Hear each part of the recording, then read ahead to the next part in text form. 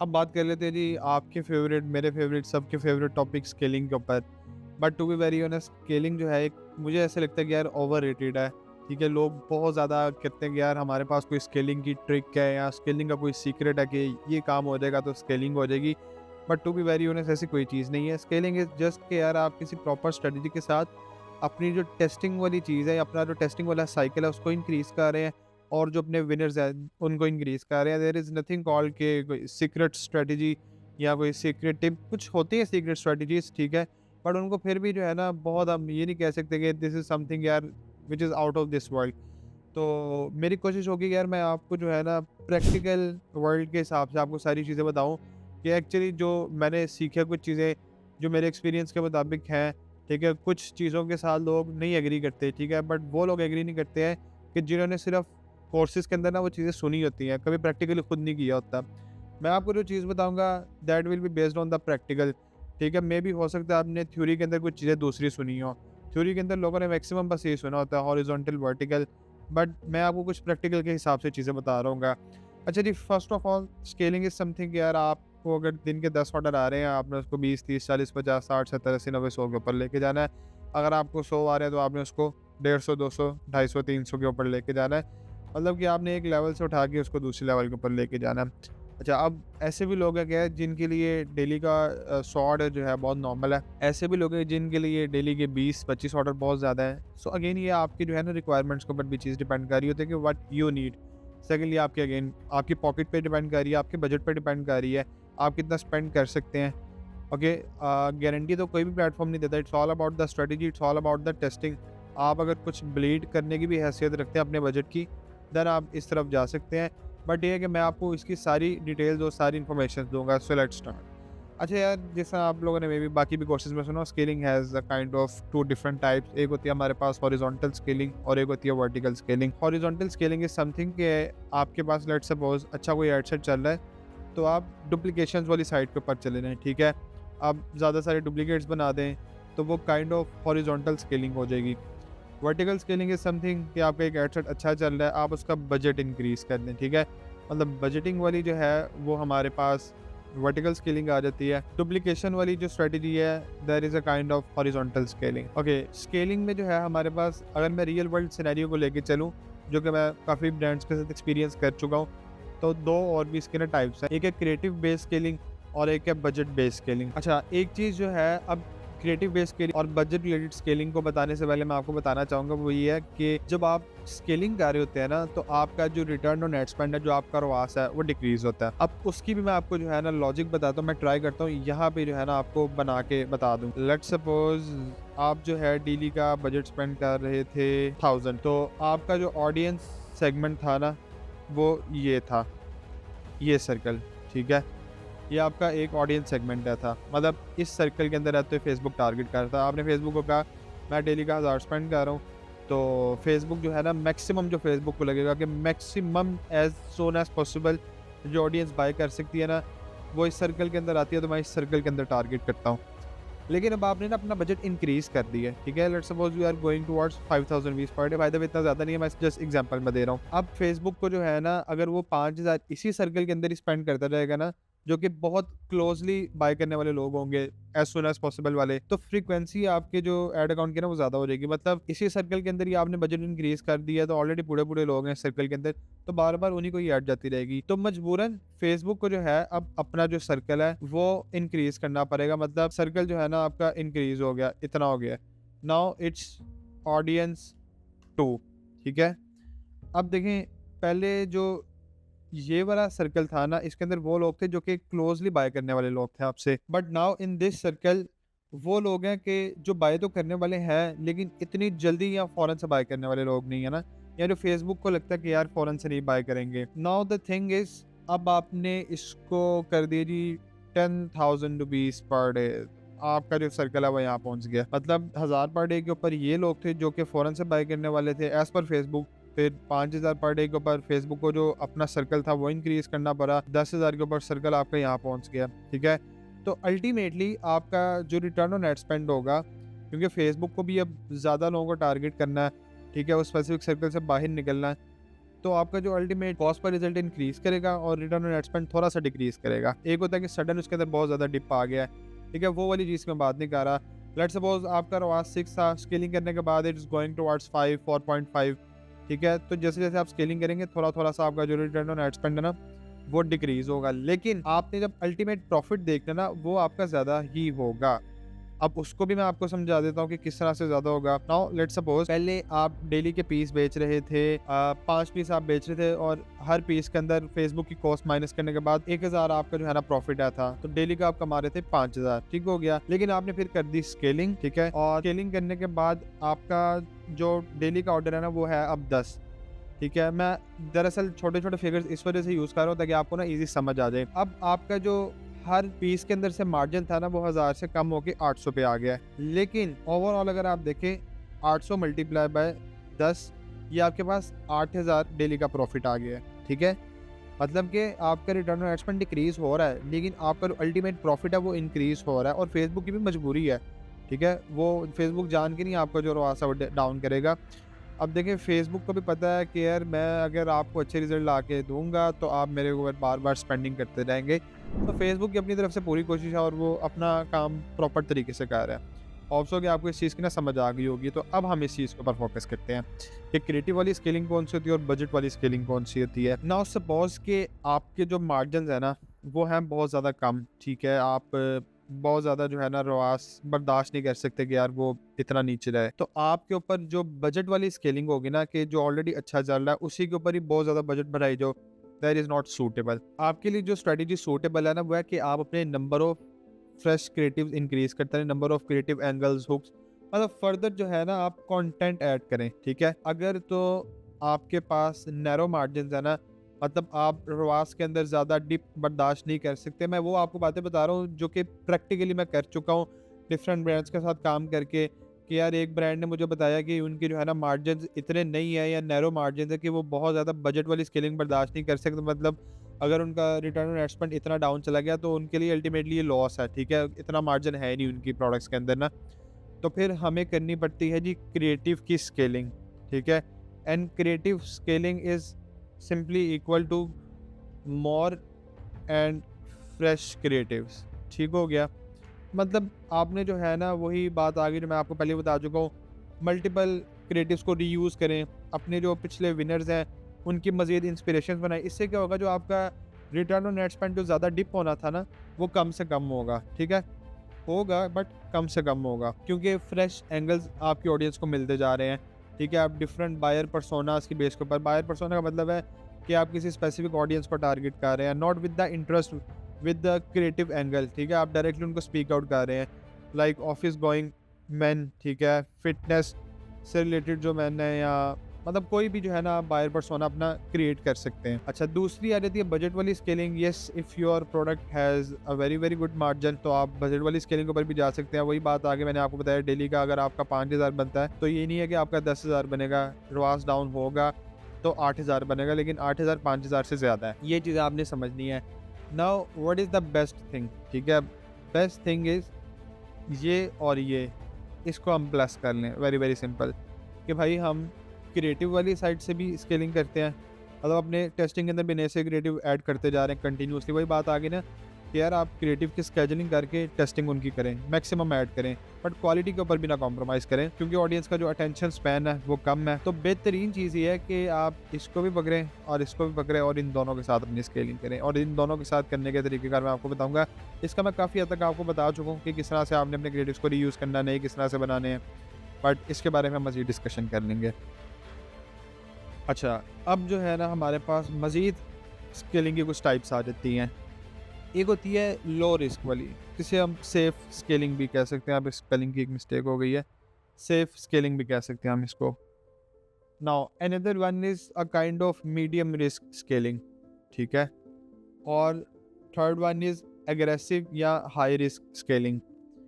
इसके अंदर क्या होता है, लो रिस्क स्केलिंग के अंदर कि यार आप इस हद तक स्केलिंग करते हैं कि आपका जो है ना बजट एकदम से बहुत ज़्यादा ब्लीड ना हो, लेकिन जितना आप रिस्क लेंगे ना उतना नुकसान भी ज़्यादा होगा और उतना रिटर्न भी आपको ज़्यादा मिलेगा। आप रिस्क छोटा ले लें, उस वाली स्केलिंग की तरफ ना जाएं, बट ये है कि अगर आपका नुकसान मतलब बजट ब्लीड भी करेगा ना तो कम करेगा, लेकिन अगर रिटर्न आएगा तो ज़्यादा आएगा, ठीक है। इसके अंदर रिस्क फैक्टर बहुत लो होता है। फिर एक वही एज इट इज रिस्क वाली बात आ गई, मीडियम आ जाता है। देन उसके बाद एग्रेसिव या हाई रिस्क आ जाता है। एग्रेसिव स्केलिंग वो लोग कर रहे होते हैं जिनके पास अच्छी इन्वेस्टमेंट्स पड़ी होती हैं और ऐड पे खुला पैसा जो है ना वो लगा रहे होते हैं। अच्छा, इन 3 तरीकों का भी मैं आपको जो है ना मज़ीद डिटेल के अंदर बताऊँगा। अच्छा, now what we have to do कि अब मैं आपको स्केलिंग की जो है ना डिफरेंट टेक्निक्स बताता हूँ। जो है ना आपकी काफ़ी हद तक आपकी टेस्टिंग पे भी डिपेंड कर रही होती है। मेनली ये 2 चीज़ों के ऊपर डिपेंड करती हैं। एक तो आपके पास फॉर द स्केलिंग मिनिमम 2 से 3 विनर क्रिएटिव्स हों, ठीक है, जिनके ऊपर लास्ट मिनिमम की मैं बात कर रहा हूँ यहाँ पे 3 डेज़ प्रॉफिटेबल चल रहे हो। कोशिश करेंगे यार 7 डेज़ पे चले जाएँ, थोड़ा सा ज़्यादा बेहतर होता है। But if you are going but if you are thinking for the instant scaling जल्दी करनी है तो आप 3 डेज़ को भी देख सकते हैं। अच्छा, अब ये 3 डेज़ देखिए या 7 डेज़ देखिए, आपने ये नहीं कहना कि यार आप एक-एक दिन पे जाके लेट्स सपोज़ अगर मैं कहूँ कि यकम सितंबर से लेके 7 सितंबर तक आप प्रॉफिटेबल हो, तो आप पहले यकम पे जाके देखें, फिर 2nd ऑफ सितंबर को देखें, फिर आप 3rd ऑफ सितंबर को देखें। आपने जस्ट लास्ट 7 डेज़ पे आके उसको चेकआउट करना है। यहाँ पे मुझे एक और भी बात याद आ गई है, तो अभी आपके साथ शेयर कर देता हूँ। फेसबुक हो, स्नैपचैट हो, टिकटॉक हो, कोई भी प्लेटफॉर्म हो, आपको कंसिस्टेंट रिजल्ट्स नहीं दे रहा होता है, ठीक है। ये चीज़ आप लोगों को समझनी पड़ेगी कि अगर आप कहेंगे यार डेली बेसिस के ऊपर आपको लेट्स सपोज 30 ऑर्डर आ रहे हैं, तो डेली बेसिस के ऊपर आपको 30, 29, 28, 31, 32 ऑर्डर देता रहे, पॉसिबल नहीं है। बहुत ज़्यादा फ्लक्चुएशंस होती हैं इनके अंदर, ठीक है। ऐसे भी समटाइम्स केसेस होता है, एक दिन आपको 30-35 ऑर्डर आ रहे हैं या एक दिन आपको 70-80 ऑर्डर आ रहे हैं, तो उसके वेरी नेक्स्ट वो आपको तकरीबन उन ऑर्डर्स के 20-30% पे भी ले जाता है। सो इसके अंदर डरने वाली कोई बात नहीं है। बस ये चीज़ है कि आपने प्लेटफॉर्म के बारे में थोड़ा सा ना अंडरस्टैंड करना है, बिकॉज़ वो खुद प्लेटफॉर्म ऑडियंस को सर्च आउट कर रहा होता है और ये वाली फ्लक्चुएशंस बहुत ज़्यादा नॉर्मल है। अब आपको किस तरह से पता लगेगा कि यार आप प्रॉफिटेबल जा रहे हैं या आप लॉस में जा रहे हैं? आपने अगर तो कैंपेन को चलो इतना टाइम नहीं हुआ, तो आपने लास्ट 3 डेज़ देखना है। बट अगर थोड़ा-सा टाइम हो गया तो आप कोशिश करेंगे लास्ट 7 डेज़ पे आप देख लें। लेट्स सपोज़ कि आप एक गैजेट चला रहे थे और उसने आपको 2 दिन बहुत अच्छी परचेज़ेज़ दी, तीसरे दिन आपको बहुत बुरी उसने परचेज़ेज़ दी हैं, मतलब ना होने के बराबर। चौथे दिन भी नहीं दी, 5वें, छठे, 7वें दिन फिर उसने आपको बहुत अच्छी परचेज़ेज़ दी। तो आपने उसको लास्ट 7 डेज़ पे रख के चेकआउट करना है कि अगर लास्ट 7 डेज़ के ऊपर वो प्रॉफिटेबल लेके जा रहा है आपको, इट मीन्स कि ओके कोई मसला नहीं है। हाँ, अगर आप डेली बेसिस के ऊपर देखेंगे तो बहुत ज़्यादा आपको इश्यूज़ इसके अंदर नज़र आएँगे। आपको समटाइम्स आपका जो हार्ट बीट का लेवल है बहुत ज़्यादा अप डाउन जाएगा, बहुत ज़्यादा डाउन लेके जाएगा। ख़ास तौर पे चीज़ें आपने अपने क्लाइंट्स को भी बतानी होती हैं कि देखें, अगर मैं एड चला रहा हूँ तो आपने डेली बेसिस के ऊपर नए रिजल्ट्स को देखना। आपने उसकी एक एवरेज निकालनी है कि यार लास्ट 7 डेज़ या लास्ट 30 डेज़ व्हाटएवर जो भी आपके लिए सूटेबल है, प्रॉफिटेबल जा रहे हैं, आपको आपके एक्सपेक्टेशंस के मुताबिक रिजल्ट्स आ रहे हैं, देन ठीक है। डेली बेसिस के ऊपर देखेंगे तो समटाइम बहुत अच्छे भी आ रहे होंगे, समटाइम बहुत बुरे भी आ रहे होंगे। So this is the point. अच्छा, हम अपने टॉपिक को अगेन अब कंटिन्यू करते हैं कि देखें, स्केलिंग के लिए आपको मैंने 2 चीज़ें बता दी कि ये आपको रिक्वायर है। मिनिमम 2 से 3 विनिंग क्रिएटिव्स आपके पास होने चाहिए and last minimum 3 days profitable हों। नाउ सबसे पहले बात कर लेते हैं हम सेफ स्केलिंग की काइंड ऑफ, या इसके अलावा हम इसको काइंड ऑफ वर्टिकल स्केलिंग भी कह सकते हैं। सपोज़ कर लेते हैं कि you have an ad set जिसका नाम है जी एड सेट नंबर 2, ठीक है। और ये आपको जो है ना आपके क्राइटेरिया के मुताबिक लास्ट 3 डेज़ 7 डेज़ के अंदर बहुत अच्छे रिजल्ट्स दे रहा है। अब आपने इसको स्केल अप करना है। स्केल अप करने का जो एक सिंपल, सेफ और वर्टिकल मेथड है वो ये है कि आप डेली बेसिस के हिसाब से इसका जो बजट है वो 20% के हिसाब से इंक्रीज़ करते रहें, ठीक है। 20% डेली इंक्रीज़, ठीक है। यहाँ पे मैं 10 लिख दिया, मैं इसको 20 कर देता हूँ। मैक्सिमम आप कोशिश करें 20%, ठीक है। आप 15-10% भी कर सकते हैं as per your budget. Now what you have to do, अब इसके अंदर आपके साथ ना 2-3 सिनेरियोज़ हो सकते हैं। लाइक अगर आप डेली 20% के हिसाब से इसका बजट इंक्रीज़ कर रहे हैं, तो एक सिनेरियो तो आपके साथ ये हो सकता है कि यार आपने लेट्स सपोज़ आज रात 12 बजे इसका बजट 20% के हिसाब से इंक्रीज़ किया है, तो अगले 24 घंटे में क्या हुआ, इसने आपको as it is profitable results ही दिए हैं। तो आपने अगले 24 घंटे के अंदर इसको दोबारा से 20% के हिसाब से इसका बजट इंक्रीज़ कर देना है। अच्छा, अब एक दूसरा सिनेरियो ले लेते हैं कि यार इसने आपको ना फिर अगले 24 घंटे के अंदर सडन लॉस के अंदर ले गया है, ठीक है। लॉस के अंदर ले गया है तो आपने जो 20% इसका बजट इंक्रीज़ किया था ना, तो आपने जो 20% इसका बजट इंक्रीज़ किया था ना, आपने उसको वापस से डिक्रीज़ कर देना। मतलब लॉस के अंदर आपको लेके गया तो आपने उसका 20% बजट डिक्रीज़ कर देना है। अच्छा, तीसरा सिनेरियो ये हो सकता है कि इसने आपको अच्छी परचेजेस तो नहीं दी, मतलब प्रॉफिटेबल तो नहीं कह सकते, लेकिन लॉस में भी नहीं कह सकते। इसने आपको इतने रिजल्ट्स, इतनी परचेज़ दी कि आप ना ब्रेक इवन पे, नो प्रॉफिट नो लॉस वाली सिचुएशन। तो आपने क्या करना है कि इसको मज़ीद 24 घंटे दे देने हैं। ठीक हो गया? मैंने आपको तीनों सिचुएशंस का बता दिया है। अगर तो अगले 24 घंटे के अंदर भी प्रॉफिटेबल है तो आप मज़ीद इसको 20% के हिसाब से इंक्रीज़ कर लें। उसके अलावा अगर आपको लॉस के अंदर लेके जाता है तो आप इसको वापस से डिक्रीज़ कर लें जो आपने इंक्रीज़ किया था। और इन केस आपको ये ब्रेक इवन पे रखता है तो आप इसको मज़ीद 24 घंटे दे दें, और 24 घंटे के बाद भी यही कंडीशंस अप्लाई कर लें कि इन केस लॉस में है तो आप वापस से इसको कम कर लें। ठीक चल गया तो आप इसको इंक्रीज़ कर लें। This is something you can do. अच्छा, सेकंड थिंग इज़ के अब समटाइम्स होता ये है कि आपने इसको इंक्रीज़ किया, ठीक है, और लॉस में ले गया। आपने वापस उसका 20% बजट कम कर भी लिया है, लेकिन सिनेरियो अब आपके साथ ये हुआ है कि वो लॉस में ही जाता जा रहा है। आपने कम भी करके देख लिया है कि इसको हम कहते हैं कि यार आपका जो एडसेट है ना अब वो ख़राब हो गया है। उसके साथ हमने छेड़छाड़ी की है और 20% बजट इंक्रीज़ करने के बाद रादर दैन वो स्केल हो, ठीक है, उसकी परफॉर्मेंस बहुत ज़्यादा ख़राब हो गई है और वो बजट वापस से कम करने के बाद भी नहीं ठीक हो रहा। आप क्या करें, उसी सेम एडसेट को ना पकड़ के डुप्लीकेट कर दें, ठीक है। तो बहुत ज़्यादा चांसेस होते हैं कि जो आपका एडसेट ख़राब हुआ हुआ है ना वो वापस से ठीक हो जाए। ये एक हमारे पास बहुत सिंपल सा सिनेरियो आ जाता है। सेल्फ स्केलिंग भी कहते हैं इसको, काइंड ऑफ वर्टिकल स्केलिंग भी कहते हैं। अच्छा, अब इसके अंदर एक और भी स्केलिंग आ जाती है सेम सिनेरियो के अंदर। What you have to do is कि आपने जिस तरह 20% बजट इंक्रीज़ किया था ना, पहले आपने किया था जी 20% बजट इंक्रीज़, जो कि था हमारे पास एक सेफ मेथड है था, ठीक है। इसके अंदर जो रिस्क के चांसेस हैं वो कम है। अच्छा, दूसरा अब ये सीन हो सकता है कि आपने ना एग्रेसिव स्केलिंग करनी है, मतलब you have to do your maximum. आपने क्या करना है, लेट्स सपोज उसका डेली बजट 5000 था, उसको डायरेक्ट डबल कर देना है। 5000 था, ठीक है, उसको आप सिंपल मल्टीप्लाई बाय 2 कर दें जो कि आपके पास 10,000 रुपीज़ पर डे आ जाएगा। और इसके ऊपर भी सेम ही कंडीशन अप्लाई होगी। अगर 24 घंटों के अंदर अगले प्रॉफिटेबल लेके जाएगा, ठीक है, लेट इट गो। अगर आपको लॉस में लेके जाता है, अब इसको वापस से कम कर दें। ख़राब होता है तो भी मैंने आपको इसका सोल्यूशन बता दिया कि आप ये वाला काम करें। बट ये करना कब है, क्योंकि एग्रेसिव स्केलिंग है, रिस्क के चांसेस ज़्यादा हैं, या आ रहा है या पा रहा है। तो अब आपने तब करना है कि जब आपके पास एक से ज़्यादा एडसेट्स प्रॉफिटेबल हों, ठीक है। लेट्स सपोज़ आपने कोई 5-6 एडसेट चलाए हुए थे या 10 एडसेट चलाए हुए थे। आपका एडसेट नंबर 2 भी प्रॉफिटेबल था, एडसेट नंबर लेट्स सपोज़ 4 भी प्रॉफिटेबल आया था, लेट्स सपोज़ आपका जो एडसेट नंबर 9 है, ठीक है, वो भी प्रॉफिटेबल आया था। तो आपने क्या किया कि इन तीनों के ऊपर जो है ना डिफरेंट काइंड ऑफ स्केलिंग कर ली। आपने कहा इसके ऊपर मैं सेफ खेल लेता हूँ, इसके ऊपर मैं मीडियम खेल लेता हूँ, उसके ऊपर मैं ज़रा एग्रेसिव खेल लेता हूँ, ठीक है। चल गया तो ठीक है, ना भी चला तो ये है कि मेरे पास कुछ ना कुछ बैकअप पे पड़ा हुआ है, मसला नहीं है। तो इसके अंदर ये है कि आप एग्रेसिव स्केलिंग, जब आपके पास ज़्यादा एडसेट हो और प्रॉफिटेबल एडसेट हो, तब आप एग्रेसिव स्केलिंग के ऊपर भी प्ले कर सकते हैं। बट अगेन आप लोगों ने ये चीज़ माइंड में रखनी है कि इसके अंदर रिस्क आपका ज़्यादा है।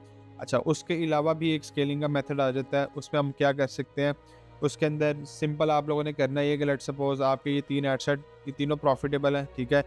इनके आगे वाली जो एड्स है ना वो आपने देखनी है। लेट्स सपोज़ इसके आगे भी 3 एड्स लगी हैं, मतलब 3 क्रिएटिव्स, इसके आगे भी 3 एड्स लगी हैं, मतलब 3 क्रिएटिव्स, और इसके आगे भी सेम ही सिनेरियो है हमारे पास। अब आपने उनको एनालाइज़ करना है, यार इसके आगे लेट्स सपोज़ ऐड नंबर 2 इसकी प्रॉफिटेबल है, जो ज़्यादा रिजल्ट्स दे रही है। इसकी भी ऐड नंबर 2 है, इसकी ऐड नंबर 1 है। इन तीनों एड्स को पकड़ लेना आप लोगों ने, ठीक है, और आपने किसी नए एडसेट के अंदर डाल के, ठीक है, लेट्स सपोज़ इनका जो डेली का बजट था वो था 5000 5000 5000। आपने क्या करना है, एक नए एडसेट पकड़ना है और उसका जो डेली बजट है उसको आपने इन तीनों का जो बजट होगा टोटल वो दे देना है। 5000 5000 5000 तीनों प्रॉफिटेबल आए थे, वो ठीक चल रहे थे, और आपने चौथा एक एडसेट बना दिया जिसको 15000 पर डे दे दिया, और उसके आगे वो वाली एड्स लगा दी है। लेट्स सपोज़ इसकी ऐड नंबर 1 थी प्रॉफिटेबल, इसकी भी ऐड नंबर 1 थी, इसकी ऐड नंबर 2 थी जो कि हमें मैक्सिमम परचेज़ेस दे रही थी। उसके आगे आपने इन तीनों की जो विनिंग एड्स होगी ना वो लगा देनी है। जिस तरह ऐड नंबर 1 थी, ठीक है, दूसरे की भी हमारे पास ऐड नंबर 1 न थी। यहाँ पे मैं आपको स्ट्रक्चर बना के साथ-साथ बताता रहता हूँ ताकि आपको ना एग्जैक्ट आइडिया हो। बाकी एड्स मैनेजर की जहाँ तक बात करें तो आपको समझ तो लगे कि उसके अंदर हमने कौन-कौन सी चीज़ों को देखना है। यहाँ पे मैं इसलिए यूज़ कर रहा हूँ ताकि आपको एग्जैक्ट स्ट्रक्चर्स का आइडिया होता रहे, आपको लेवल्स का भी पता लग गया हुआ है। सो यहाँ पे हमारे पास add number 3, sorry add number 2, ठीक हो गया ना। ऐड नंबर 1 इसकी प्रॉफिटेबल है, इसकी भी ऐड नंबर 1 प्रॉफिटेबल है, इसकी ऐड नंबर 2 प्रॉफिटेबल है। हमने क्या किया, इन तीनों का 5-5 हज़ार का बजट है, हमने तीनों को पकड़ के एक नए एडसेट के अंदर डाल दिया जिसका हमने बजट 15,000 रख दिया।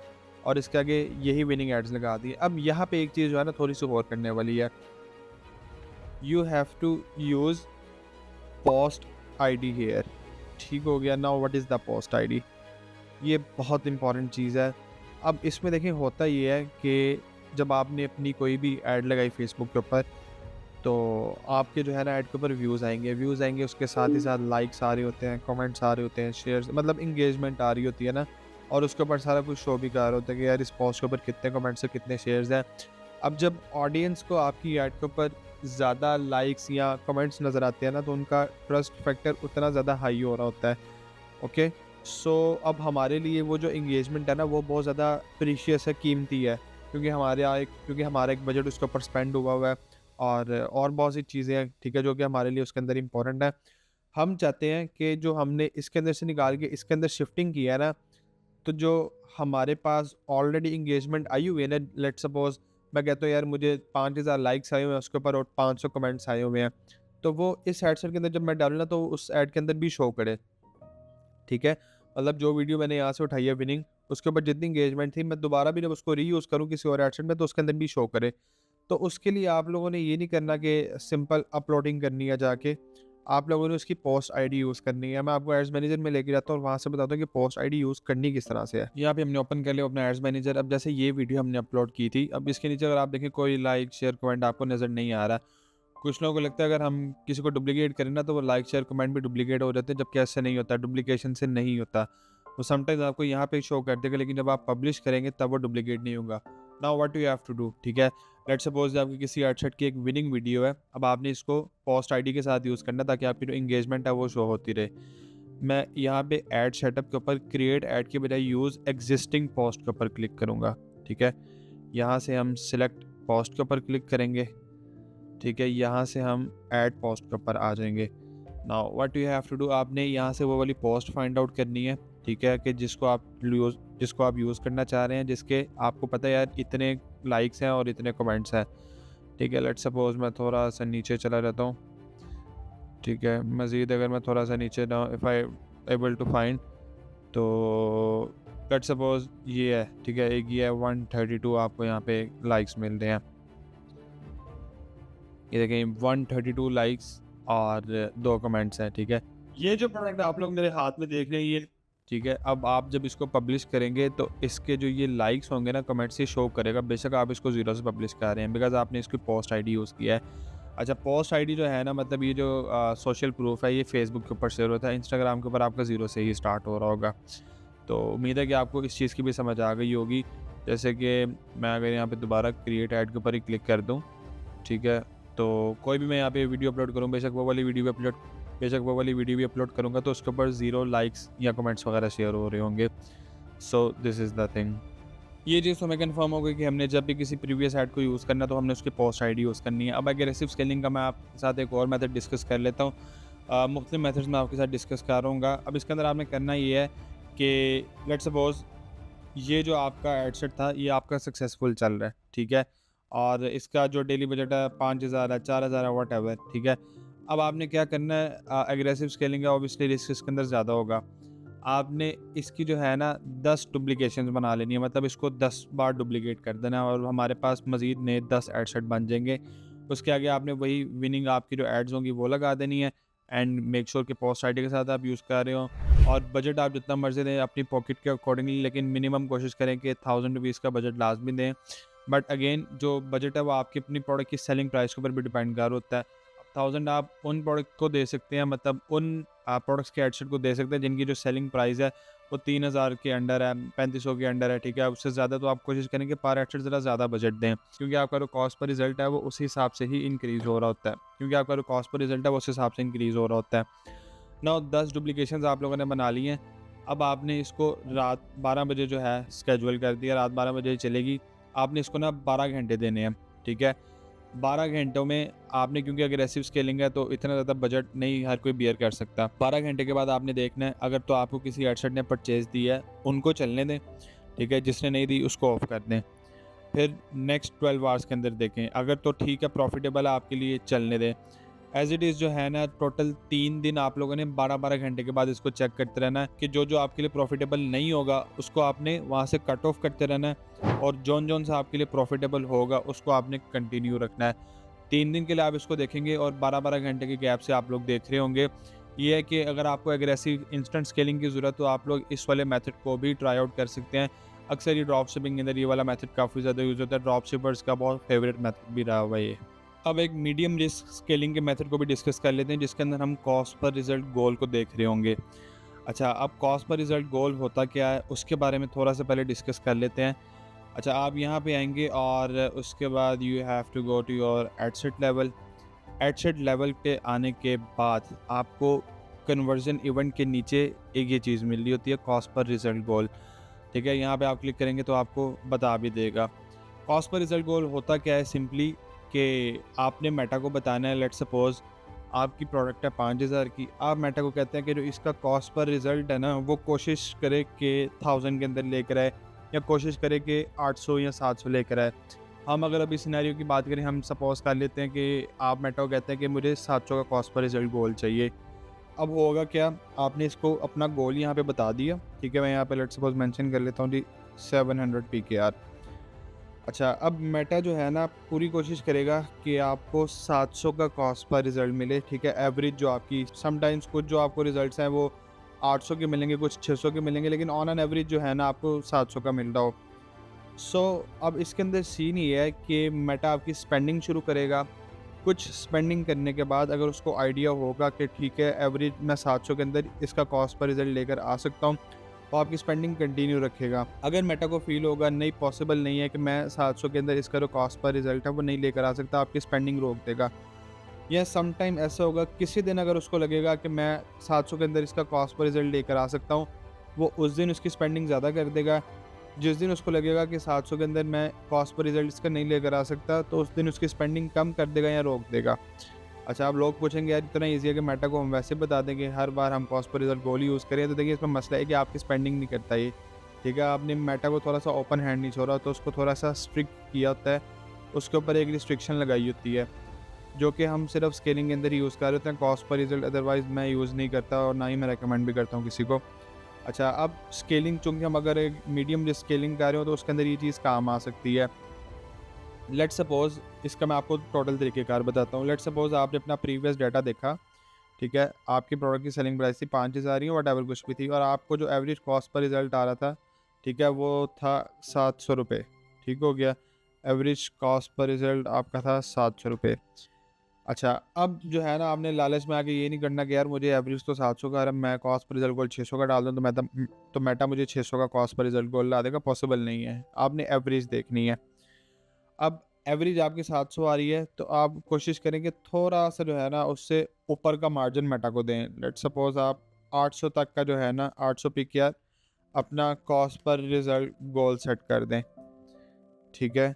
और आपका जो यहाँ पे डेली बजट होगा ना, वो आपने अपने नॉर्मल बजट से 3x मिनिमम रखना है। मिनिमम 3x लेके आप 5x रख सकते हैं। लेट्स सपोज़ वैसे आपका जो डेली बजट होता है वो 10,000 होता है, तो आप इस स्पेसिफिक एड सेट को जो है वो 30,000 पर डे का बजट दे सकते हैं। ठीक हो गया? 30,000 पर डे का आप इसको बजट असाइन कर सकते हैं, और कॉस्ट पर रिजल्ट गोल के साथ। वैसे तो आप असाइन करेंगे तो उसने तो स्पेंड करना ही करना है। सुबह 12 बजे तक वो आपका 15,000 स्पेंड कर गया होगा, लेकिन जब आप कॉस्ट पर रिजल्ट गोल के साथ देंगे, तो वो ज़्यादा स्पेंडिंग तभी करेगा जब उसको पता लगेगा कि यार वाकई मुझे इस कॉस्ट पर रिजल्ट गोल के साथ रिजल्ट आ सकते हैं, मतलब 800 के अंदर मैं परचेज ला के दे सकता हूँ। अगेन ये आपने अपने से नहीं डालना, क्योंकि पहले आपको परचेजेस आई होंगी ड्यूरिंग योर टेस्टिंग, तो आप लोगों ने उसकी एक एवरेज निकाल के और उसके ऊपर थोड़ा सा एक मज़ीद जो है ना रख के मेटा को देना है। नाउ इसके अंदर मज़ीद अब एक चीज़ समझने वाली है कि समटाइम्स ऐसा होता है, जो कि मैं फेस कर चुका हूँ, कि आपके जो है ना कॉस्ट पर रिजल्ट गोल 800 है, तो उसके अंदर नई परचेज आ रही होती है, लेकिन मेटा स्पेंडिंग भी करी जा रहा होता है। समटाइम ऐसे भी होता है। तो आपने अगर कॉस्ट पर रिजल्ट गोल वाली स्ट्रेटजी यूज़ करनी है, तो आप लोगों ने कंटिन्यूसली मॉनिटरिंग भी उसकी करनी है। ठीक है, 3 घंटे बाद 4 घंटे बाद चेक करते रहें, क्योंकि आपने बहुत ज़्यादा उसको बजट दिया हुआ है अपने हिसाब से। तो 3 घंटे 4 घंटे बाद उसकी स्पेंडिंग भी चेक करते रहें कि ऐसे तो नहीं हो रहा कि 5,000 रुपये स्पेंड होगा और मुझे कुछ भी नहीं आ रहा, तो फिर आप उसको ऑफ कर दें, मतलब कि this is not working for you. हाँ, सम टाइम ऐसे होता है कि 3,000 स्पेंड हुआ है, फिर आपको पहली परचेज़ आ रही है। लेकिन थोड़ी सी जब परचेज़ेज़ आ जाती हैं तो आपकी जो एवरेज कॉस्ट पर रिज़ल्ट है वो इधर तक आ जाता है। बट ऐसे ना हो कि आपका 5-10 हज़ार भी स्पेंड हो जाए और आपको कोई परचेज़ भी ना है, तो आपने साथ-साथ मॉनिटर करते रहना है। ठीक है? इस मामले के अंदर, ये कॉस्ट पर रिज़ल्ट गोल वाले मामले के अंदर सिर्फ मेटा के ऊपर रिलाय नहीं करना। एक और बहुत ज़्यादा कॉमनली यूज़ तरीक़ेकार ये है जो कि हॉरिज़ॉन्टल स्केलिंग के अंदर आता है। वो ये है कि लेट्स सपोज़ आपके 10 एडसेट थे, एडसेट नंबर 1 से लेके 10 तक, और आपका एडसेट नंबर 4, ठीक है? उसके अलावा आपका जो एडसेट नंबर 5 है, ठीक है? यहाँ पे मैं साथ एक काइंड ऑफ स्ट्रक्चर भी बनाता रहता हूँ ताकि आपको आइडिया होता रहे। एडसेट नंबर 4 आ जाएगा, फिर एडसेट नंबर 5 आ जाएगा, उसके अलावा लेट्स सपोज़ साथ में आपका जो एडसेट नंबर 8 है, ठीक है? एडसेट नंबर 8, ये 3 जो आपके एडसेट्स हैं, ये आपको बहुत अच्छे रिजल्ट्स दे रहे हैं। इनके आगे जो एड्स लगी हैं बहुत अच्छा परफॉर्म कर रही हैं, एटलीस्ट लास्ट 7 डेज़ या एटलीस्ट लास्ट 3 डेज़ के ऊपर प्रॉफिटेबल भी हैं। आपने क्या करना है, इन एडसेट्स को डुप्लिकेट करना है, ठीक है? इन तीनों एडसेट्स को डुप्लिकेट करना है और एक नई CBO कैंपेन बनानी है, जिसको हम एडवांटेज प्लस सेल्स कैंपेन भी अब कह सकते हैं। नई CBO कैंपेन बनानी है, उसके अंदर इन तीनों एडसेट्स को कॉपी कर देना है और जो बजट आपने देना है वो CBO बजट देना है इस बार, ठीक है?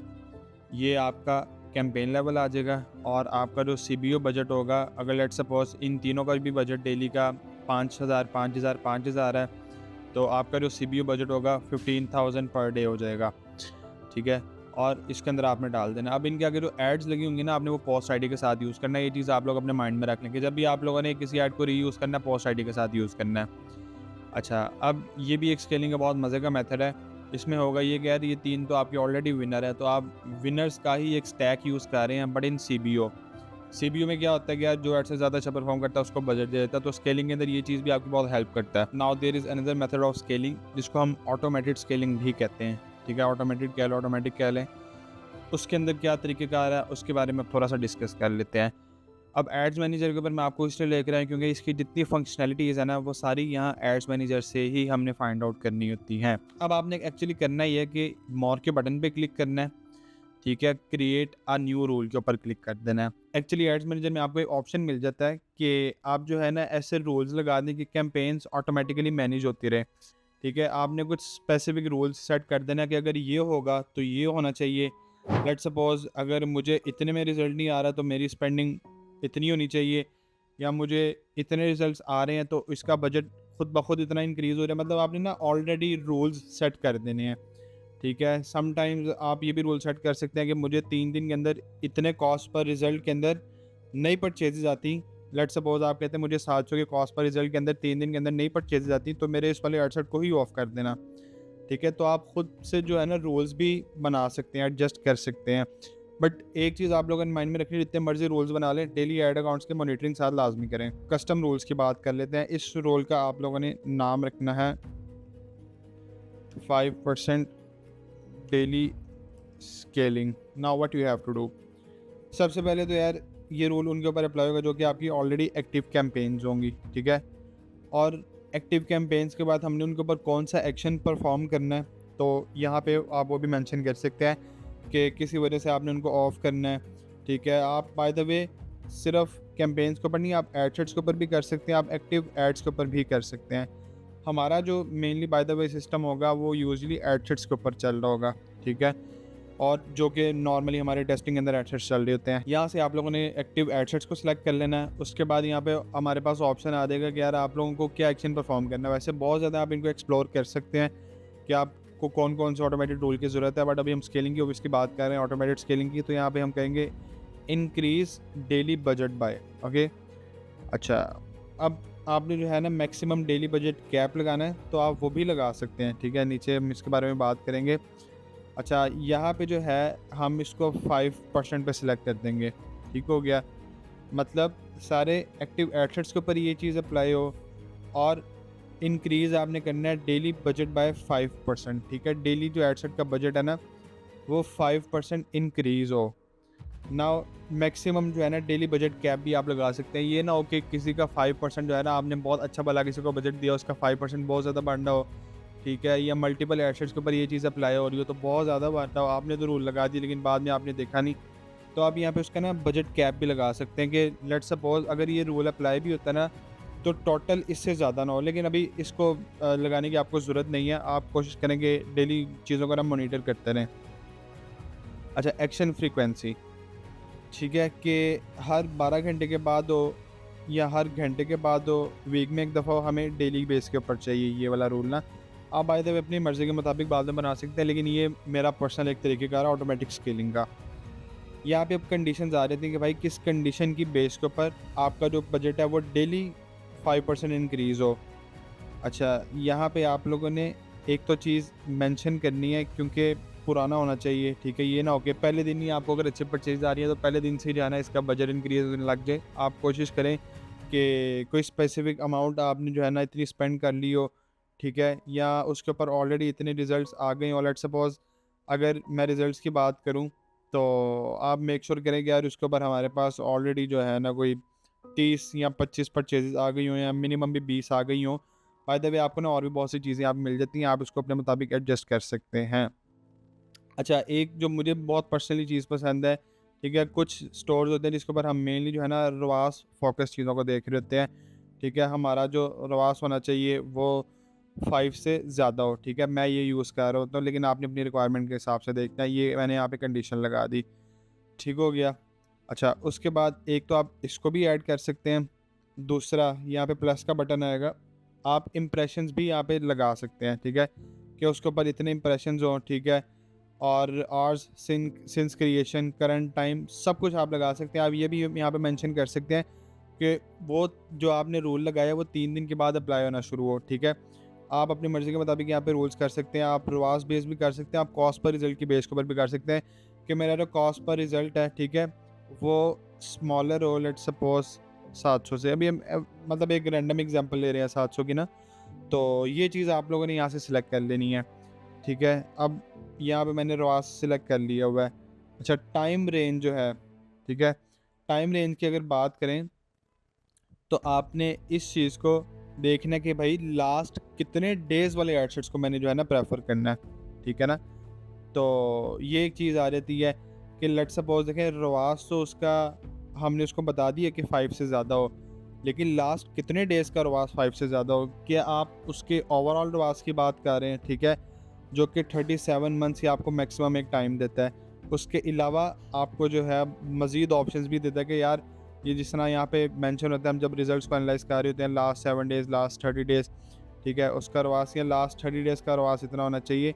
तो मैं यहाँ पे यूजुअली लास्ट 7 डेज़ का करता हूँ कि यार हमारे पास जो लास्ट 7 डेज़ का एवरेज रवास हो वो 5 से ऊपर हो। अच्छा, रवास जो है ना वो हर ब्रांड का डिफरेंशिएट कर रहा होता है। किसी के लिए 5 का बहुत अच्छा प्रॉफिटेबल है, किसी के लिए 5 बहुत एक नॉर्मल सा रवास है। तो आपने उस ब्रांड की रिक्वायरमेंट्स के अकॉर्डिंगली चीज़ों को लेके चलना है। ठीक हो गया। अच्छा, नोटिफ़िकेशन जो है आपको अगर चाहिए तो आप लगा सकते हैं, आपको फेसबुक पे नोटिफ़िकेशन आ जाए। ठीक हो गया। तो ये चीज़ जो है आपने सिलेक्ट कर लेनी है। आप बजट कैप भी लगा सकते हैं, ठीक है। अब यहाँ पे स्केड्यूल आ जाता है कि एक कंटिन्यूसली है, rule run as often as possible, usually every 30 to 60 minutes. ठीक हो गया। मतलब जो लास्ट 7 डेज़ को जो है ना हमने उसको चेक करते रहना, या डेली की बेस के ऊपर लास्ट 7 डेज़ का जो है ना वो चेक करता रहे, तो डेली वाला इज़ फाइन। ठीक हो गया। आप इसको भी कर सकते हैं। अब यहाँ पे जो है ना आपको ये तब तक क्रिएट नहीं करने देगा कि जब तक आप यहाँ पे अपनी सारी डिटेल्स डाल लें, क्योंकि अक्सर ऐसे मैंने देखा है कि लोगों ने ऑटोमेटेड रूल्स लगाए होते हैं और उनको पता ही नहीं होता कि ऑटोमेटेड रूल्स हैं। मेरे पास ऐसे काफ़ी ज़्यादा लोग आए हैं, मुझे बताते हैं कि यार मेरा तो जो है ना एड्स मैनेजर खुद ब खुद ही अपना डेटा चेंज करने लग जाता है, या इसमें जो है ना ये वाले इश्यूज़ आ जाते हैं, ये सब कुछ इसके अंदर आ जाता है, या इसने खुद ब खुद जो है ना जब पता लगता है कि यार उन्होंने खुद ये छेड़छाड़ी की होती है, जिसके बाद ये जो है ऑटोमेटेड रूल उनके एड्स मैनेजर के अंदर अप्लाई हो गए होते हैं। अच्छा, लेट्स सपोज़ मैं यहाँ पे जो डेली बजट कैप है, ठीक है, इसको भी आप लोग डाल सकते हैं। मतलब मुख्तलिफ जो है ना आपको ये सारी यहाँ पे चीज़ें मिल जाती हैं। सो आपने इनको बस अपनी मर्ज़ी के मुताबिक देखना होता है, और यहाँ से क्रिएट के बटन पे क्लिक करके हम इसको क्रिएट कर सकते हैं। ठीक हो गया। अब ये रूल जो है ना हमारा सक्सेसफुली क्रिएट हो गया, और उसकी बेसिस के ऊपर आपके एड्स मैनेजर के अंदर ये चेंजेस होते रहेंगे। अच्छा, अगर आपने इसके अंदर कुछ चीज़ें एडिट वगैरह करनी है, आप मैनेज रूल्स के ऊपर जाएँ, ठीक है। वहाँ पे जाके आपका जितना डेटा आपको शो हो रहा होगा कि करंटली कितने रूल्स आपके एक्टिव हैं और कब-कब बार वो अप्लाई भी हो चुके हैं। अगर आप उसके अंदर कोई चेंजेस करना चाहें तो आप उसके अंदर कुछ चेंजेस भी कर सकते हैं। उसके अलावा अगर आप उनको डिलीट करना चाहें या फ़िलहाल के लिए ऑफ़ करना चाहें तो आप ऑफ़ भी कर सकते हैं। उम्मीद है कि आपको स्केलिंग की इन टेक्नीक्स की, इन स्ट्रेटजीज़ की समझ आ गई होगी। इसके अंदर मैंने आपको कुछ ऐसे भी बताई है कि जिसके अंदर आप लोगों ने सिंपल अपना बजट इंक्रीज़ करना है, डुप्लीकेशंस करनी है, कॉस्ट पर रिज़ल्ट गोल वाला भी आपको बता दिया, आपको ऑटोमेटेड रूल्स वाली स्केलिंग का भी मैंने बता दिया है। बट एक चीज़ आप लोगों ने ना माइंड में रखनी है, फ़ेसबुक एड्स या मेटा एड्स के अंदर वही लोग सक्सेसफुल हैं जो कि खुद को चीज़ों के साथ ना अपडेट रखेंगे। मतलब कि मेटा की जो नई अपडेट्स आ रही हैं, ठीक है, उसके मुताबिक आज वो लोग जो कि अभी भी इंटरेस्ट ही फाइंड आउट कर रहे होते हैं ना अपने क्रिएटिव्स को छोड़ के, बाकी चीज़ों को छोड़ के, कि यार हमें सर कोई ऐसा विनिंग इंटरेस्ट बता दें कि हमें रिजल्ट आने लग जाए, उनका कुछ नहीं बनने वाला। So you have to make sure कि आप मेटा की न्यू पॉलिसीज़ के साथ, मेटा की मुख्तलिफ जो स्ट्रेटजी, सॉरी, मेटा की मुख्तलिफ जो अपडेट्स आ रही होती हैं, ख़ास तौर पे मेटा की जो एआई रिलेटेड अपडेट्स हैं, उनके साथ ख़ास तौर पे जो है ना खुद को अपडेट रखें। स्केलिंग की कुछ ये टेक्निक्स हैं, इसके अलावा कुछ टेक्निक्स हैं जो कि मैं अपने यूट्यूब चैनल के ऊपर भी अपलोड करता रहता हूँ। You can check out my YouTube channel as well, जो कि मेरे अपने नाम से ही है, और ये कि इंस्टाग्राम, टिकटॉक पे मैं इनसे रिलेटेड चीज़ें वगैरह पोस्ट करता रहता हूँ। सो ख़ास तौर पे जो मेटा की नई अपडेट्स हैं, उसके मुताबिक एड्स को किस तरह से चलाना है, इस चीज़ को भी मैं पोस्ट करता रहता हूँ। You have to make sure कि आपको इन चीज़ों का लाज़मी पता होना चाहिए।